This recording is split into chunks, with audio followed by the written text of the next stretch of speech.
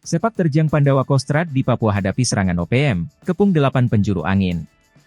Selain pasukan Korps Habema yang terbukti sangar dan membuat OPM ciut, masih ada pasukan Damai Kartens, gabungan TNI Polri yang aktif bergerak secara rahasia. Namun ada pula pasukan yang jarang terekspos tetapi konsisten bergerak di Papua dengan soft power, membangun dan membantu warga Papua. Pasukan ini berasal dari Kostrad dengan nama Yonif 411 Pandawa Kostrad. Berbagai program dilakukan oleh pasukan ini seperti melakukan penerangan kawasan pendalaman Papua, membangun gereja dan tempat ibadah serta jalan dan fasilitas desa. Meski membangun Pandawa Kostrad tetap siaga melakukan pengamanan. Pesan dari Asisten Operasi, ASOPS, Panglima TNI Maijen Muhammad Nur Rahmat dilansir dari Kompas.com, saat pelepasan Juni 2023 silam mempertegas tugas Pandawa Kostrad. Nur Rahmat lantas berpesan, prajurit Kostrad juga harus menguasai medan pertempuran.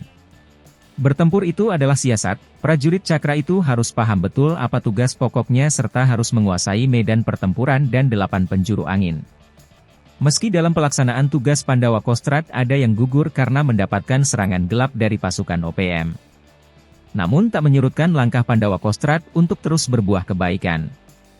Diketahui Pandawa Kostrad dilengkapi dengan berbagai fasilitas kendaraan perang, seperti kendaraan lapis baja yang setiap saat bisa digerakkan.